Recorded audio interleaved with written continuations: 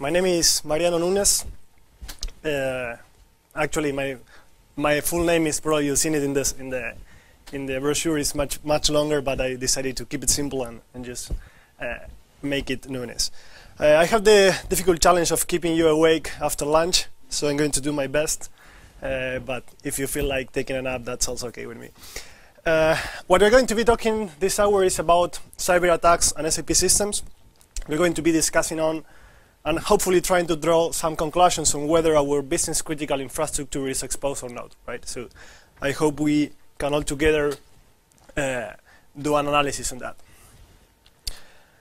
First of all, I would like to thank the Black Hat team. Today is actually the 5th year since my first talk. Actually, my first talk on SAP was in Black Hat 2007.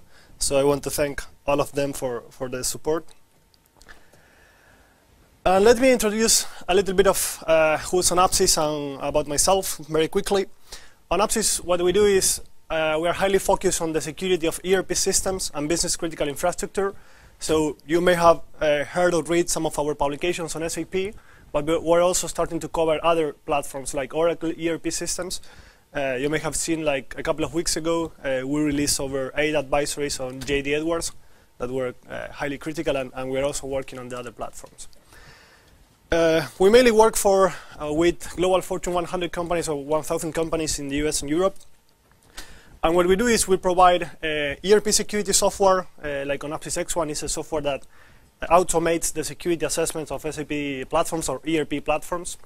And we have some other open source projects that I invite you to go to our website and play with.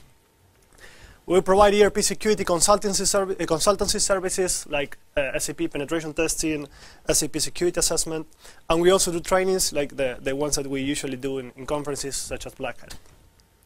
About myself, I'm the co-founder and CEO at Synopsys. I come from the very technical background, so I've been working a lot doing vulnerability research and penetration testing, and I have discovered some vulnerabilities, mainly in SAP, but also in other platforms. Well, I've been speaking in some conferences about this subject. I developed the first open source, actually that was I presented in Black Hat 2007, it was called Sapito, the first open source SAP penetration testing framework, and now we forked that into Bizploit, that is the first ERP penetration testing framework, open source as well, right? Well, and I have also some publications and things that you are more than welcome to get on our website. So that's it for the introduction. This is what we are going to be talking on today.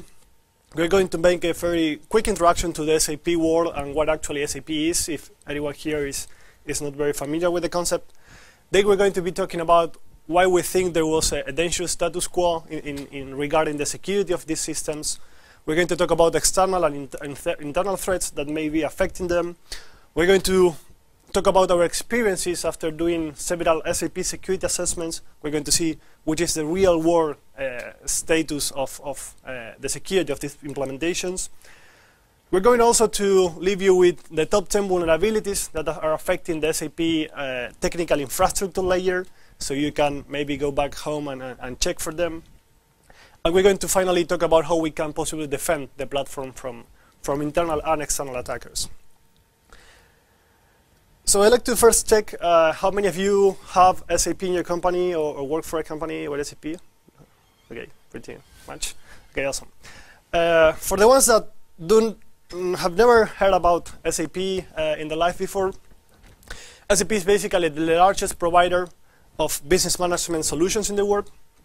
So it has more than 140,000 implementations, more than 90,000 customers in the world. So it's really widely deployed, and it's running most of the most important business information in the world.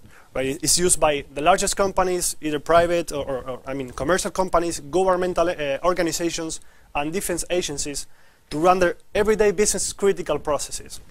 So we're talking about things like invoicing, procurement, production, sales, logistics, handling the payroll, all these processes where SAP, or usually where SAP is deployed, all of this process and this information is managed by these systems. So that's why we say it's a business critical infrastructure. I mean, this is something obviously that attackers know. Attackers know that these systems are keeping the most important information. And if they go after an SAP system, it's probably not going to be just for fun. It's not probably going to be a script kiddie.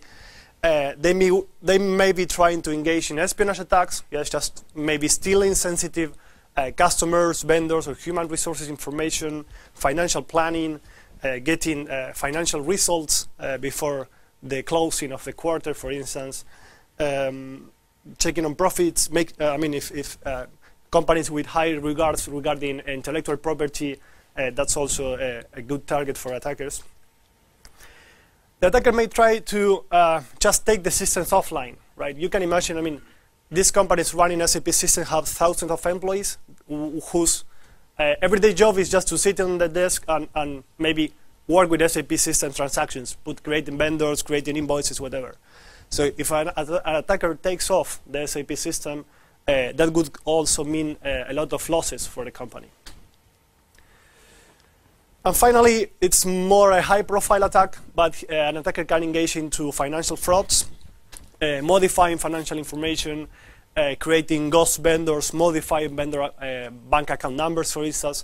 We talked in Black Hat 2010, I think, on the possibility of someone installing a backdoor in an SAP system and, for instance, changing the bank account numbers of where the payments were going. And that's totally possible if the system is not properly protected. So that's why we say the SAP systems are the business crown jewels. Some presentations we did last year. But if you really still don't believe that this is critical, I tell you that SAP, as my friend Andreas said, is critical for our lives.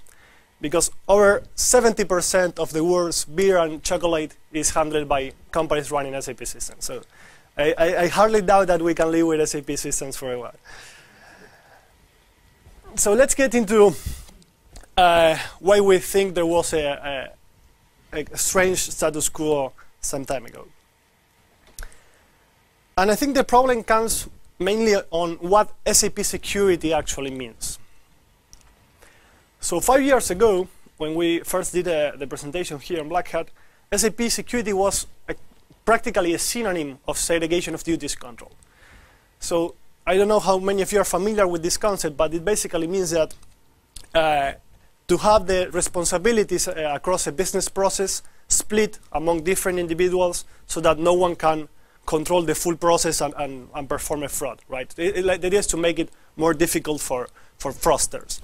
So for instance, make sure that if there is a user in the system who can create vendors, that he cannot create purchase orders. Otherwise, he can be paying to his friend Jim, or John, not Tim.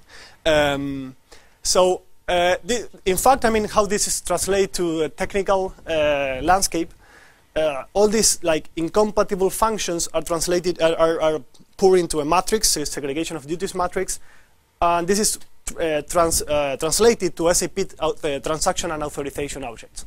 So basically what SAP security was making sure that the users that I have in the system, none of them have these dangerous authorizations at the same time, right? So what we faced was that most organizations actually had SAP security in place. So they were spending huge amount of money into having a dedicated team of SAP security professionals that were basically all day long checking for user roles and profiles and making sure that they were properly set, that it's a very difficult and challenging job per se. Also having segregation of duties on GRC software that is also usually highly costly, and I think these numbers could be much, much higher in large organizations. So we realized that the information security community and the big four auditing companies, every auditing firm was fine with that status quo. They had the tools to check for segregation of duties violations. The SAP security people had the skill set, so everyone was happy with that. Until, well, we came up. And also all the information, I mean, if you check for SAP security online, all was related to segregation of duties and to user roles and authorizations. The thing is that one day I was, back in 2005, I was working in a different company, and I was mostly doing pen testing, web app pen testing, and research. And we were hired to do a web pen test. The only difference was that back then, I mean, in this customer, the web app was running on an SAP application server. When they told me that and told me you have to test this, it's running on an SAP system, I didn't know what SAP actually meant, and I never touched one SAP system before in my life. And suddenly, well, I went over there with a friend, and we started pen testing the application. But instead of finding issues in the custom code of the customer, we started discovering issues on the framework itself, right? So we went online. Back then, well, still on, but back then it was much better. We went on security focus and said, okay, let's see if this is reported. Probably we are stumbling upon something that someone already did, but they were not, right? So I got to my manager and told him, hey, look, this is SAP. SAP is being used in the largest companies in the world, and for some reason that I don't understand, no one is really taking a look into this kind of threats. So I kind of convinced him to let us some time to play with the system at the customers, because also that's what it's one of the biggest challenges on how to get the software to play with in the first place, at least back then. And then I did a specific research into what's called RFC interface that I presented on Black Hat 2007. Basically showing that an attacker could take over an SAP system by default, even without having a user in the system. And back then, the total number, and I hope you keep this number in the back of your mind through the presentation, the number of SAP security nodes that were released was 90, yes, in all history.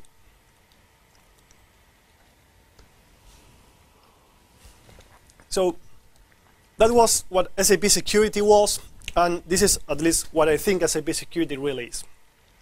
I think SAP security is a very complex discipline that must be addressed holistically, yes, pretty much as everything else. If you address it partially, then something is missing. So please take me right on this. Segregation of duties controls are absolutely necessary and are really important, but the thing is that it's just not enough. Because if you think about an SAP system like here, I mean, in this graphic that we have here, where you have an operating system, a database, what we call the business runtime or business infrastructure layer, and the business logic, segregation of duties controls are only taking care of security in this layer. So what we discovered was that basically no one or very few companies were taking proper care of the business infrastructure. And this is a very critical piece of software. It manages things like authenticating user, authorizing user activities, encrypting, interfacing with other systems, auditing what's going on in the system. And just as any other software, it can be prone to security vulnerabilities that, if they are exploited, would lead to severe attacks to the business information. So it doesn't matter really how strong the system was from a segregation of duties perspective. If someone hits the business infrastructure layer, it would be game over for the system. And I want to stop here for a second to think about the risk profile that we're talking about. So let's think about segregation of duties weakness. In order to exploit that, the attacker first of all needs to have a valid user account in the system. So it has to be someone who has already some degree of trust by you, because you have granted him a user on the system. Then he needs to find out that he has more access than he should have. So maybe he was allowed to create vendors, and then he moved into other positions in the company. No one ever took his privileges away from him, and now he can also make payments, so he can commit a fraud. And also what's really important is that common auditing features, if they're enabled, they may assist the company in detecting his activities. On the other hand, an exploitation of a technical infrastructure weakness, the attacker in this case doesn't even need a user account in the system. So this obviously makes the universe of possible attackers much bigger.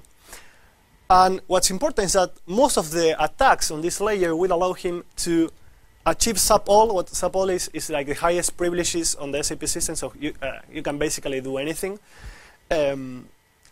It will mean a full compromise of the system, with the added problem that common auditing features would not serve to detect his activities, right? So the risk profile is much higher. And also, I want to think about how this has been evolving over time. So this is a chart that shows the evolution of the SAP security nodes released over year after year. So we were talking that in 2007 they were I think less than 50 vulnerabilities released per year, and just in 2010 SAP released over 835, I think, if I'm not wrong, security nodes, right? So obviously, and that based on my calculations, that maybe we're missing someone, but and I'm not taking care of taking into account the 2012 vulnerabilities. They're about 140, I think. But obviously, if we compare with the 90 issues that were back in the end of 2006, there have been quite an increase over the last years. Okay. Yeah, just a minor note about this is that this is the result of a lot of different factors, like more research in the community, more pressure for customers, and also a lot of increased efforts from SAP to clean up a lot of bugs and be more proactive in releasing security nodes. But this obviously, I mean, customers are now facing a new challenge that is, how to manage all these nodes that are released every month. So let's talk about external and internal threats.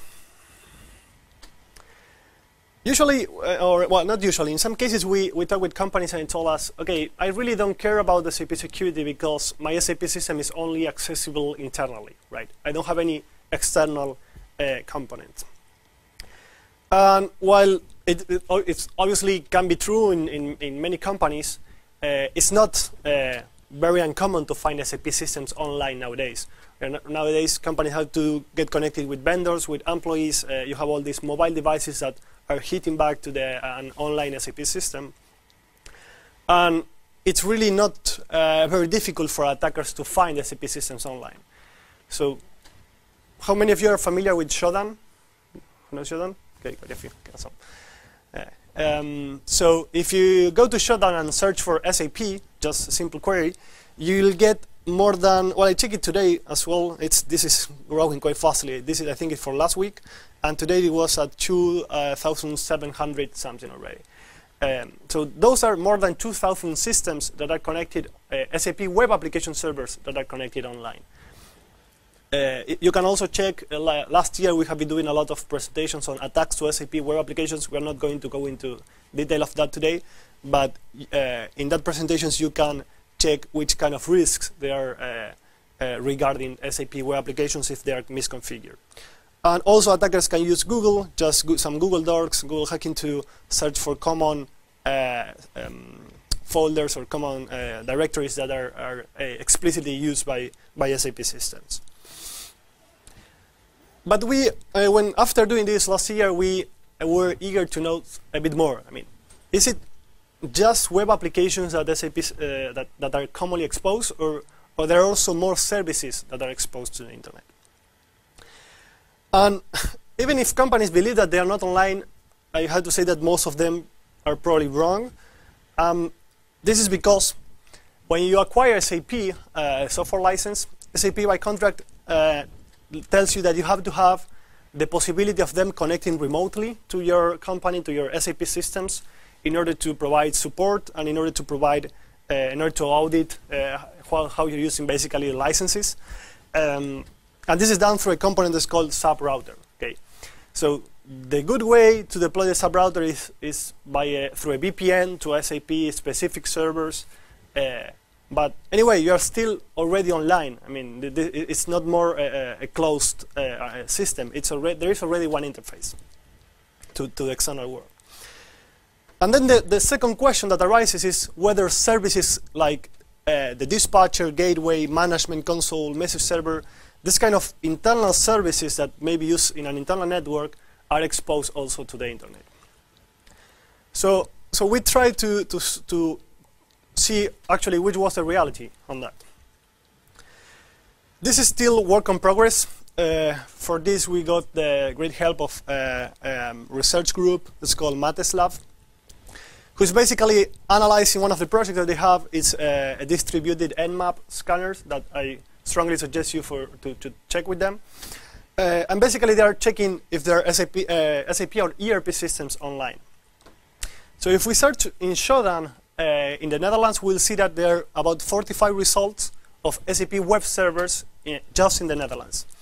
And based on Mateslab initial results, there are presumably at least 16 systems exposing the SAP router to the internet, directly connected to the internet. We also did a presentation on SAP router about 3 years ago.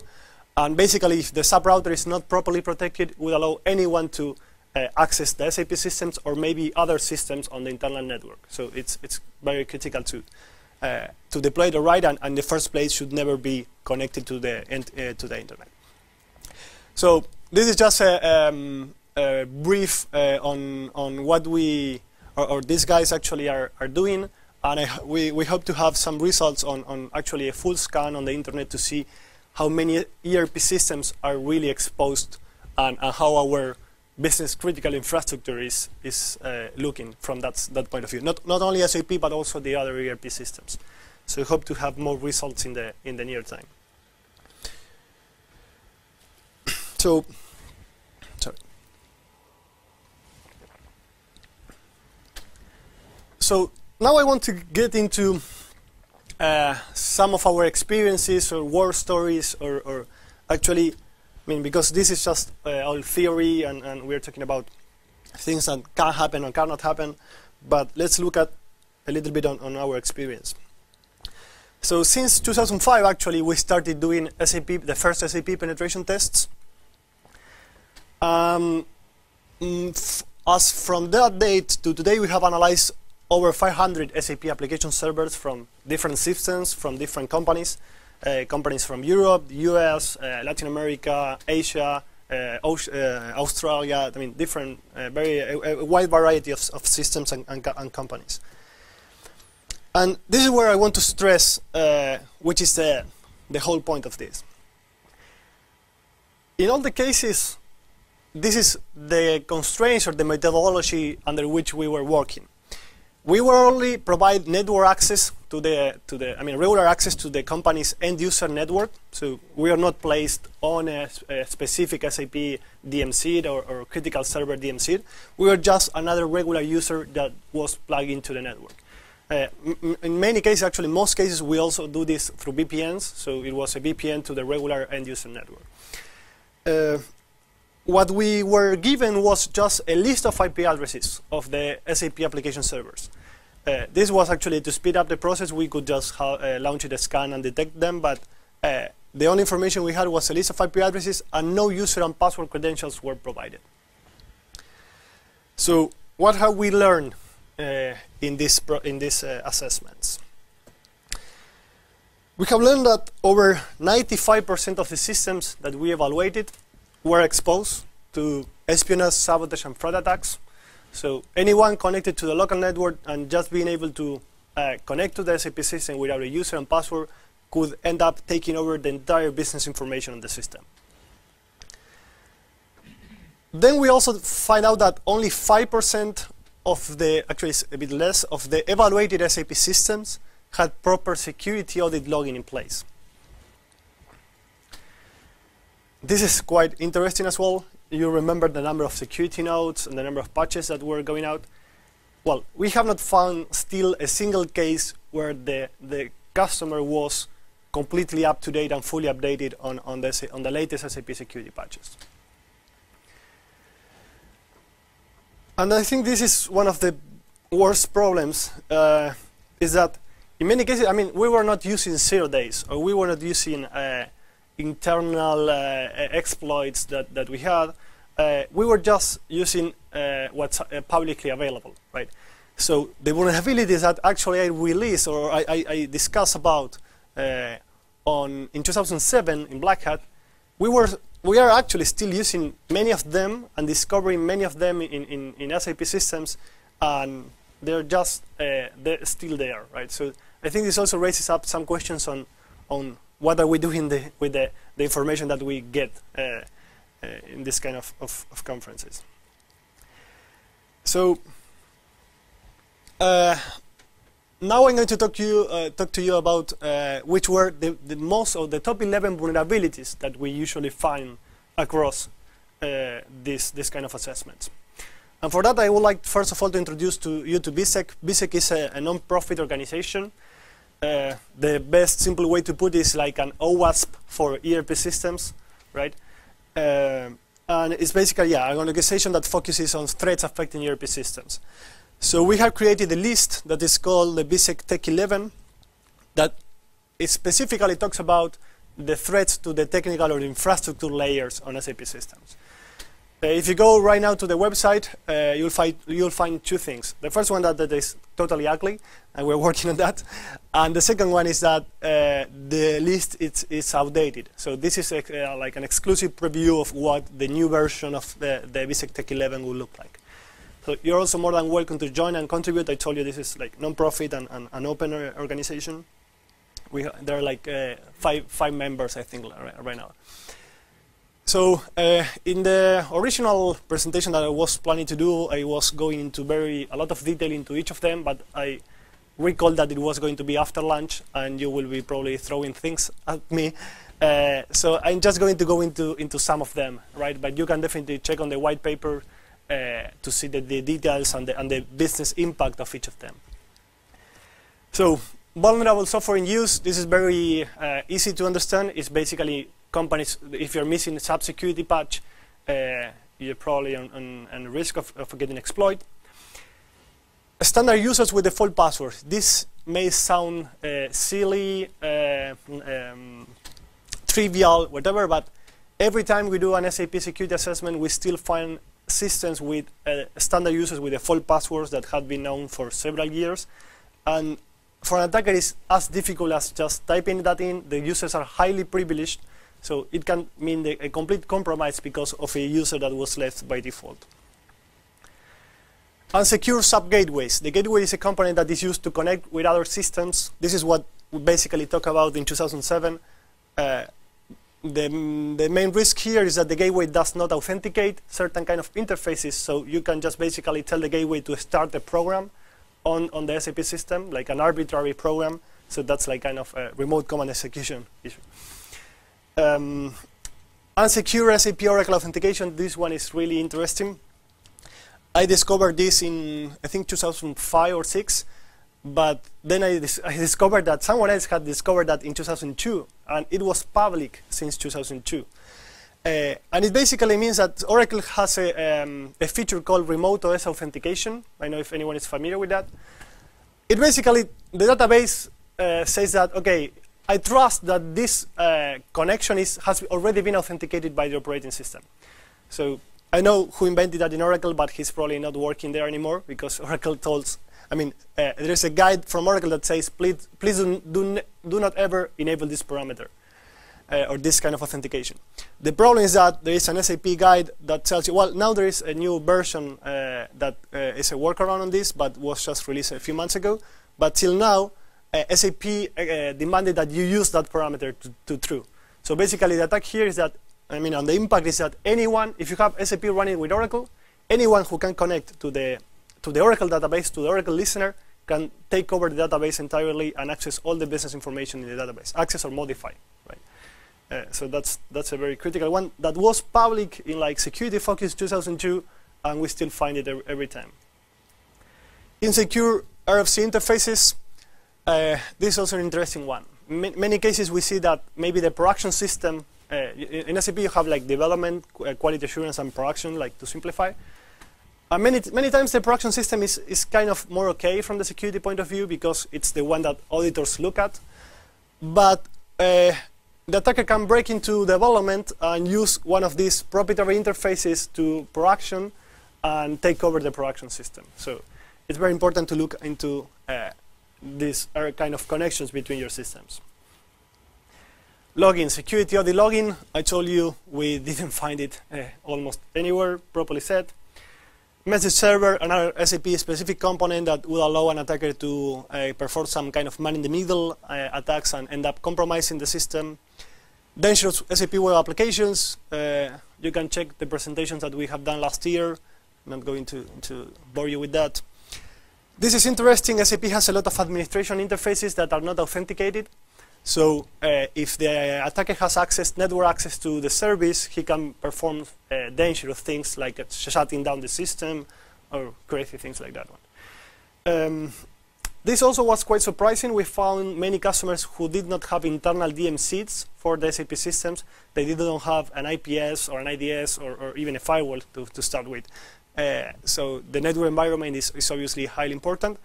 And encryption, a couple of years ago, a Russian researcher called Denis Yurevich showed how it was possible to uncompress the traffic between the client and the SAP server, the SAP weak traffic. So it has made it much more important to encrypt the traffic nowadays. So well, that was it. It was the fastest I could go through this list. What I want to do is now I'm going to show you a little demo on the one that we presented on 2007 for you to understand what we are talking about. How are we doing with time? Okay. So let me switch over to Bizploit. Okay, so as I told you, Bizploit is an open source software that you can get on our website and play with. So what I'm going to be doing right now is to assess an SAP system that I'm running on my laptop on another VMware. So I'm using Bizploit for that. We're going to set the target host. And we're going to, basically Bizploit works through connectors. That's basically mapping each SAP port. So this is going to be doing a port scan and detect all the SAP services that are available on the target system and configure Bizploit for it to be able to audit the system. So now we can start going to the modules, plugins. So we're going to be using discovery, find reg servers, and a vulnerability assessment. I'm going to tell you right now what this is. Okay, so I'm going to be basically finding or looking for a specific of this vulnerability in the gateway, whether there is an external server registered to the gateway that will allow us to, or will allow an attacker to do something, as you will see. So we hit on start, and what has happened? Okay, so Bizploit started running the discovery plugins. It found that he could reach an RFC exec server through the gateway. So he creates a new target, and basically then it runs the vulnerability assessment modules, and it says that, okay, this is a vulnerability, this is probably something that is not right. So if we go to vulnerabilities and show, we see that there is a vulnerability with ID 0 that can be exploited by these two modules, right? So let's use the first one. We go to the exploit module, section, sorry, RFC-exec. This exploit in particular is going to be creating a shell, like Metasploit-like shells. So shells start 0. And what you have here is basically a command shell over the remote SAP system. Okay, so it's that difficult how we can get to exploit an SAP gateway. Actually, there is even a more simplified version that is not using registered but started servers. But at this stage, I mean, the privileges of the attacker are the SID ADM user or subsystem ID ADM user. Sorry, maybe you don't see that on the back. So, I mean, at least in my case, I was very used to doing like general network pen testing or web app pen testing. So I always strive to get to root or to get like a command shell, and that was, I mean, when you get happy, right?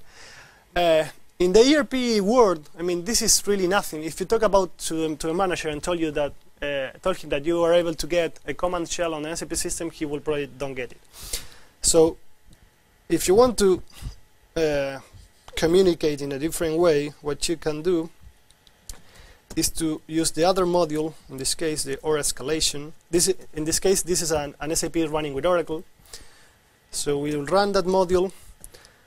And basically what the module is exploiting here is that this lack of, or this trust in the authentication with the database. So the user that is being run, the operating system commands, can connect to the database without having to provide credentials, because the database trusts that he was already authenticated. So the attacker can do, something like this.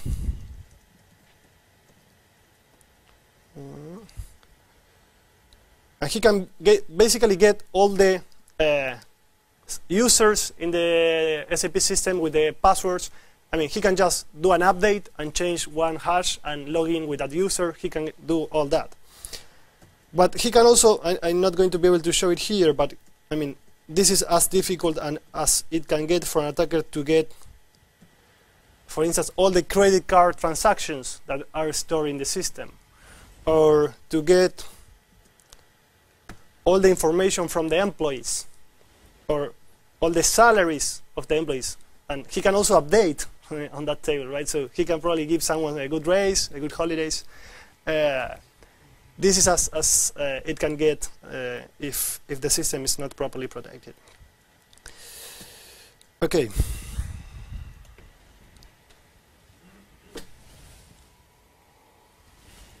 So finally, let's think for a while how we can defend the SAP platform. And I think that here we have some challenges. Companies face some challenges. The first one is knowledge. SAP has a wide variety of components, like you have ABAP, SAP systems, Java, SAP systems, you have different versions, you have business objects. I mean, every component has a very particular security architecture and security concepts that it's important that you have people in your company that really knows that very well. The second one is scope. Yes, it may be easy to secure or to lock down one SAP application server, but I know we have customers with 100 of SAP servers or 1,000 SAP servers. So if you want to do that right, you need to secure every landscape, so like the ERP, the CRM, the SCM, all the landscapes. In every landscape, you don't need to, I mean, you need not to secure only production. You need to secure development, QA, sandbox, pre-production, production.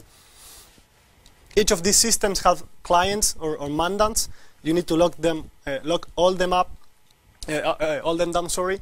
And you need to also lock down every application server, not just the central instance.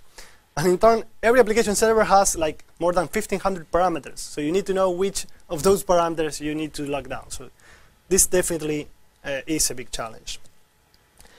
And the final one, I think, is periodicity. It's like we many times find that companies are maybe doing 1 or 2 audits a year, and it's a challenge, but the systems must be evaluated periodically. So at least after, well, SAP did quite a good move in 2010, that they started releasing security patches periodically, the second Tuesday of every month, as Microsoft, for instance. So it's important to check after that date if your SAP system, if there are nodes that are affecting your SAP system, and maybe prioritize at least which one you're going to be implementing, but to do this periodically. And the final points that I want to make regarding the challenge is who is actually responsible for the SAP security. Because this is something that we also find interesting in many cases. Unlike maybe other systems like web servers, domain controllers, LDAP directories, this kind of stuff, the security of SAP systems usually falls under like a gray zone that's called the business, right?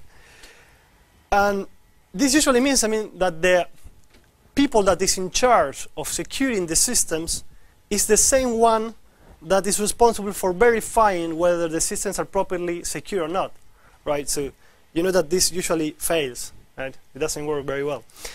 So I think that it's okay that the business or the SAP teams or the CIO of the company are responsible of protecting and configuring the systems, all right? But I think it's the responsibility of the information security manager, the CISO department, the information security officers to verify that they're actually doing their job all right. I think otherwise there is a segregation of duties problem in that. So these are just a few questions that can keep you thinking about how this is today in your organization. I mean, is the SAP platform a black box for your team? I'm assuming that most of us here are from the information security department, right? Are you not allowed to look at it? I mean, why? Why is that? You can test everything else, but the SAP system not? So you're trusting your SAP security people, and that's all right, but do you verify that they're actually doing all right? And I think the third one is actually the biggest issue. I think the key question is who will be ultimately responsible if there is a security breach to a system of a vulnerability release in full disclosure, right? Because the SAP security guys are not looking at full disclosure. So who is going to be responsible if there is a security breach in the platform that way? So finally, some conclusions before I leave you some time for questions or to wake up from the sleep. Well, conclusion, I think that we've been saying this for a while. Segregation of duties controls are necessary, but are not enough. The infrastructure layer of SAP system is really critical, and it, just as any other software in the world, it's made by humans, it can have problems, security issues, and if they're exploited, this would be a big impact for the business. The main problem with the attacks to this layer is that the attacker does not even require a user and password, so the threat profile is much higher. Well, you've seen how the number of SAP security nodes has been evolving. The main problem is that customers are not really catching up with that. And this is also something interesting. Many times we hear like, yeah, anyway, our SAP system has not been hacked. But I told you that less than 5% of companies have security auditing in place. So actually, how can you possibly tell if you don't even have the basic auditing features enabled? That's something to think about. Well, SAP systems are really connected to the internet. I hope that these guys from Matt's lab keep on doing the great job into finding out how many they are and how they're exposed. SAP, really I've been working with SAP since 5 years already, and I can tell that they have been really putting a lot of effort into increasing the security of the customer systems with new guidelines, with the security patch days, new standards. It's important now that customers try to follow on that, but it's definitely a challenge. So again, while the business may work on the security of the systems, and it's okay, someone needs to verify that they're doing the job right, and I think that falls on us.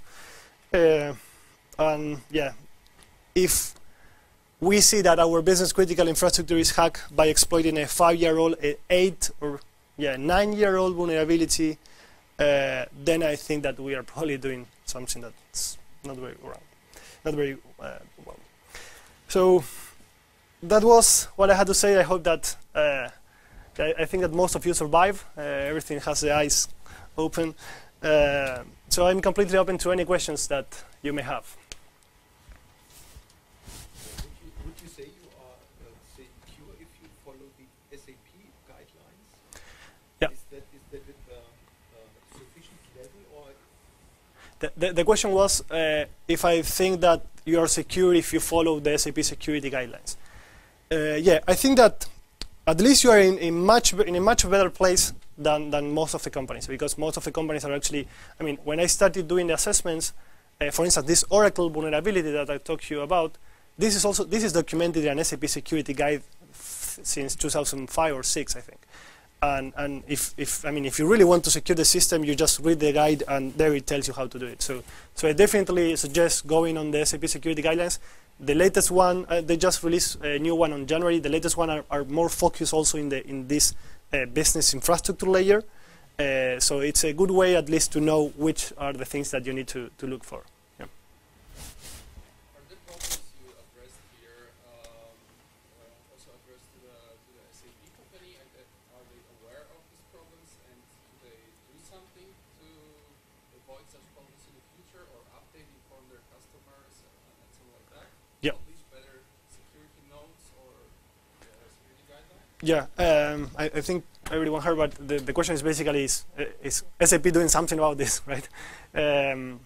Yeah, I to be honest, I mean, I started working or talking with them in 2007 when we started reporting the first vulnerabilities, and seeing the transition that they did from that point to today, I think that they're getting much better. Maybe I think it's in a sense how Microsoft used to be some time ago, and then you saw all that transition and how things got much better. I think that SAP is following that path and is definitely getting better. The thing is it's really a problem that they have many versions, it's like much more complex than many organizations, right? So actually downporting all the patches, testing everything before there is released to customers, I know that it's definitely not easy. But yeah, I think that they're moving in the right direction. I think that there's still road to go, but I think that customers are also more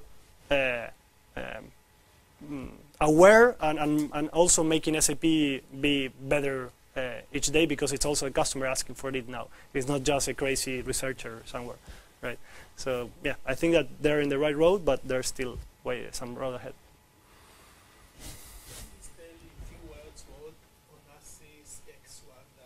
If you, sorry? If I can explain, yeah. Well, it's a commercial software. Basically, it's a software that you install in your organization, and it connects to all your SAP environments and scans either in black box or in white box mode. It scans if you have any any vulnerability affecting your system, and it tells you which is a risk and how to fix it. That's it. Then, if you want, we can talk about it, but not to make so much sales speech. Okay. So you said that only 5% of customers have security audit logging enabled, and you've also shown an exploit that didn't appear to go through any of the user UI or the functions backing the user UI at all, but instead span up a shell on one of the app servers and then issued commands directly to the database. My question is, if the customer had the security audit log enabled, would they have seen any of that? Oh, and the question is, I showed before that only 5% of customers have security audit in place, and I just show an attack that was more in the lower layers, database, operating system access, whether these auditing features would enable to detect that. The 5% that I talk about is just having the basic auditing features. So these auditing features won't detect that attacks at all. For instance, in order to detect that attack, you will need to enable the gateway login. So then you'll see the first compromise, the execution of operating system commands. You may see that, but you have to enable and review it, right? It's also, but it's not enabled by default. So most companies cannot tell where someone is really exploiting this on the systems. Is there any resource where you can have an overview about which solutions for monitoring and scanning maybe the configurations of SAP systems is? Yeah. Like for companies which have not the resources to have own specialists, but which would like to have a rough overview and perform some monitoring to detect if there is something. Sure. Yeah, the question is if there are any monitoring solutions that could help companies to automate this review and perform this continuously. Well, the first one that I had to tell about is X1. That is a software that we have that is in use by large companies in US and Europe. SAP has its own solutions also in the solution manager that may help you in some way. And there are a couple of more solutions that could be used, but yeah, they're not. It's not such big. The important thing is that if you run any of this regular security software, like security scanners against your SAP platform, it's not going to detect any of these issues. It's going to find things on the operating system database, but not on this layer. Any other questions? Ah, sorry, I thought that, yeah. I do have another one if no one else. Well, there is one in the back. Then we switch back.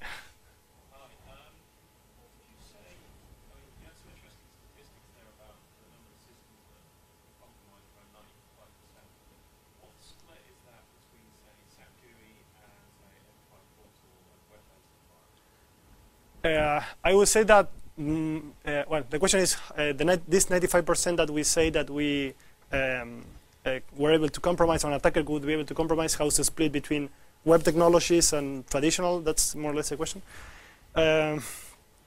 I would say that, I mean, most of the assessment that we have done were done from the internal network, right? So we have done a few that are from the outside, from the web application, and yeah, but I would say that they are like maybe 10% of the assessment that we did. So anyway, in the cases where we were internally, we could also access the web interface of the system that's enabled by default. So it's more or less the same for, I mean, there are exploits or vulnerabilities that affect the web components, such as exploits that affect the gateway. And many of them are enabled by default, so it's basically, the attacker can choose which way to go. We usually go through the gateway issue, for instance. It's like a silver bullet right now. But you can find it in all the layers, like inside SAP.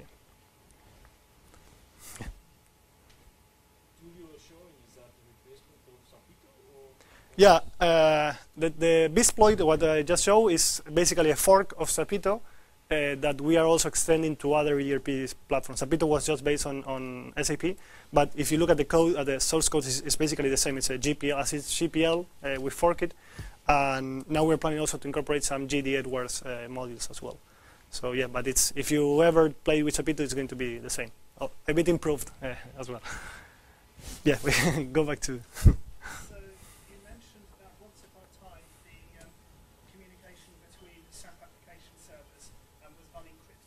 That they added encryption, and I was wondering if you can give us a quick overview of how they did it, because establishing trust between a large collection of servers in enterprises is harder than one might expect. Yeah, sure. The important thing here, well, the discussion is about encryption and how that's implemented in SAP words. The first thing to note is that what I mentioned here about encryption, the key point, or at least the first point, is on a client to server. Right, on how, because clients are sending passwords and sensitive information to the server. That was traditionally not encrypted. I think it was last year when SAP basically bought the products of a company called Secude, that was the most known or well-known company that provided security encryption software for SAP. So now SAP is releasing this encryption software as part of the standard for free. So that's something good from SAP. How it's done, it's basically a PKI encryption mode.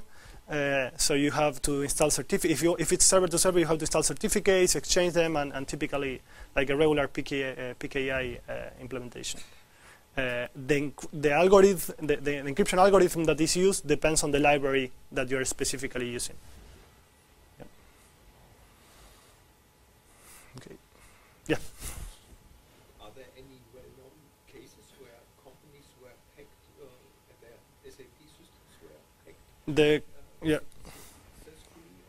Yeah. Question is whether there's known cases of SAP of companies being hacked or by SAP, by the SAP systems.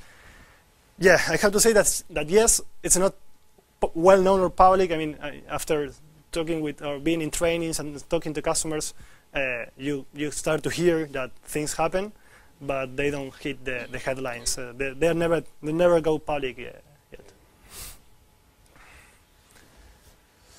Okay, well, if there are any questions anyway, I'm going to be here for the rest of the conference for sure, or the rest of the day. You can also write me an email or anything that you want. So, thank you very much for your time.